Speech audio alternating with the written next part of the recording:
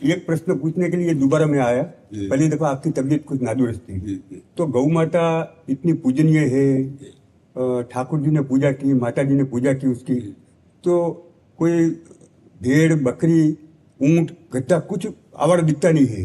एक गौ माता जहां देखो वहां आवारा घूम रही है। इसका कारण क्या है? कलयुग में लोगों की स्वार्थ बुद्धि विशेष बढ़ गई है। अर्थ प्रधान बुद्धि हो गई, धर्म प्रधान बुद्धि नहीं हुई। धर्म का ह्रास होने के कारण जो हमारा धर्म का मूर्तिमान स्वरूप गौ है, उसका तिरस्कार हो रहा है। आप संत बड़े बड़े महापुरुषों ने बड़ी बड़ी गौशालाएं खोल करके आदर पूर्वक गौओं की सेवा कर रहे हैं। आज वासना, धन की वासना, भोगों की बढ़ गई, धर्म की हट गई, इसलिए अब घरों में भैंस रखते हैं क्योंकि महंगा दूध जाता है। और गाय कम दूध देती है, पर वो धर्म की स्थापना करती है, वो घर का मंगल करती है, घर के विघ्नों का नाश करती है, ये उनको पता नहीं है। क्योंकि धर्म का ह्रास होता चला जा रहा है। कलयुग स्वार्थ बुद्धि बढ़ा रहा है। कलयुग में धन की बुद्धि बढ़ रही, धर्म की बुद्धि नहीं।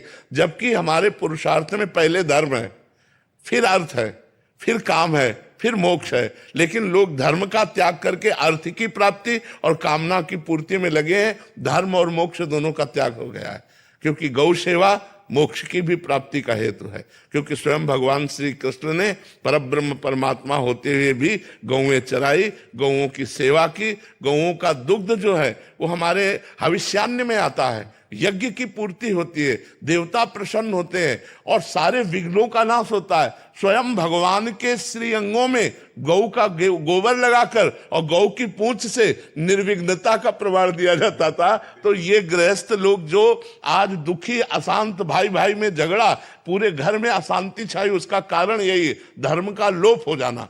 अगर एक गाय, एक बछड़ा, आंगन में बछड़ा कूद रहा है और गाय के गोबर से लिपा हुआ आंगन है और गौ के दूध से भगवान का भोग लग रहा है, तो सारे विघ्न नष्ट हो रहे हैं। लोग जान नहीं पा रहे हैं, लोगों की स्वार्थ बुद्धि हो रही महाराज, इसलिए हमारी गौओं की दुर्दशा हो रही है।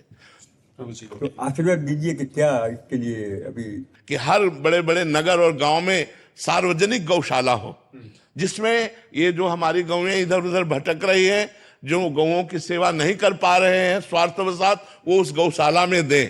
और उस गौशाला में 10-5 लोग मिल करके अर्थव्यवस्था ऐसी करें कि जो बूढ़ी गायें हैं, जो दूध नहीं देती, जो साँड़ हैं, जिनका प्रयोग इस समय नहीं हो रहा है। पहले था कि बैलों से जुताई होती थी, अब ट्रैक्टर की जुताई होती है, इसलिए जो नंदी हैं उनका अपमान हो रहा है, नंदियों को ऐसे छोड़ा जा रहा है। तो उनको सब गौशाला में सुरक्षित रखा जाए, जिससे दूसरों को जो कष्ट हो रहा है, दूसरों को भी कष्ट हो रहा है। गाय ऐसे अनाथ छोड़ दी जा रही हैं जिनको भोजन का कष्ट है, और वो रोष में आकर के लोगों को फिर दंड देती है।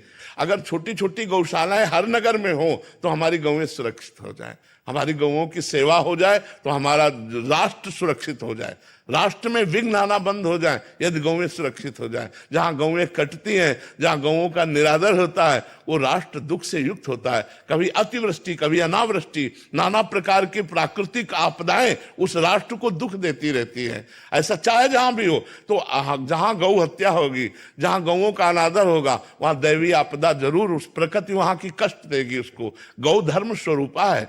जैसे वेद माता गायत्री है, ऐसे धर्म माता गाय है। गाय धर्म स्वरूप है। हेलो दोस्तों, मैं अपने चैनल पर धर्म गुरुओं की दैवीय वाणी का प्रचार प्रसार करता हूं। अगर आप भी अपने जीवन में दैवीय वाणी को अवतरित करना चाहते हैं तो हमारे चैनल को सब्सक्राइब और वीडियो को लाइक जरूर करें, और हाँ, कमेंट बॉक्स में राधे राधे जरूर लिखें। धन्यवाद।